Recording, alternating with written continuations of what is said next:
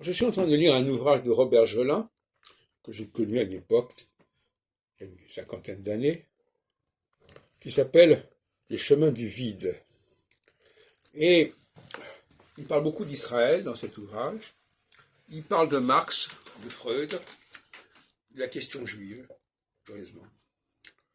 Et alors je voudrais vous lire un passage qui m'avait intéressé, parce qu'il vient confirmer mes théories sur la gauche et la droite. Alors, citons Marx, écrit Jolin, les particularités et contrastes nationaux des peuples s'effacent de plus en même temps que se développe la bourgeoisie, la liberté du commerce, le marché mondial d'une formule.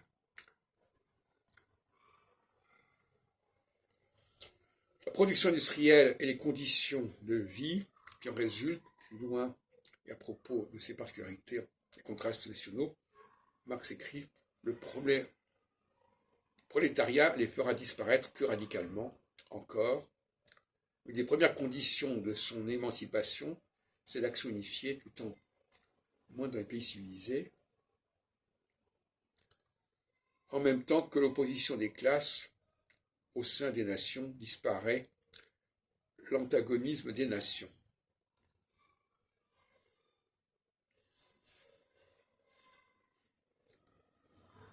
Alors,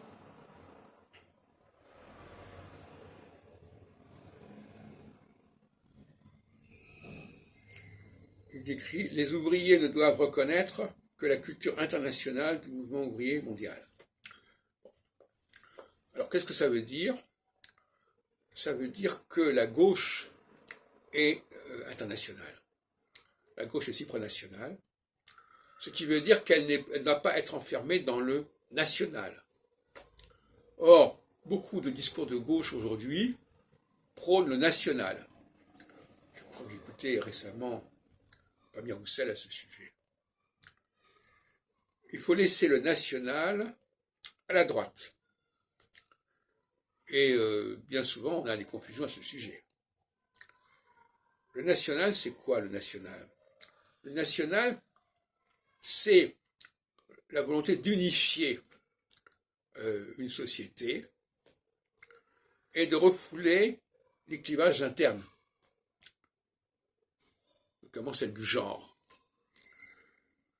L'international, c'est au contraire de dire qu'il y a des clivages majeurs dans l'humanité qui dépassent le cadre national et donc qui ont une légitimité d'autant plus.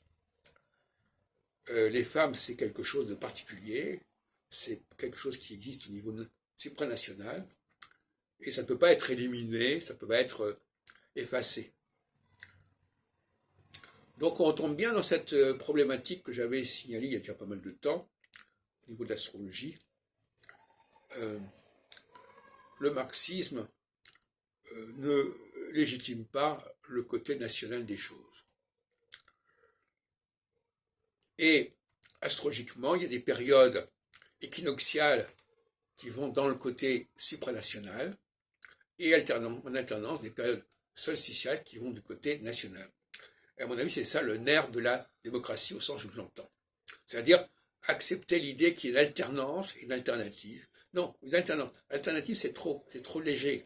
Alternative, ça veut dire peut-être que, non, c'est une alternance qui doit être absolument fondamentale et inscrite dans la Constitution, à savoir que tous les 7 ans, et les élections doivent avoir lieu à ces moments-là, et pas n'importe quand, et pas n'importe quel 7 ans, à partir d'un point de départ bien défini, tous les 7 ans, on bascule d'une priorité nationale à une priorité supranationale, et inversement.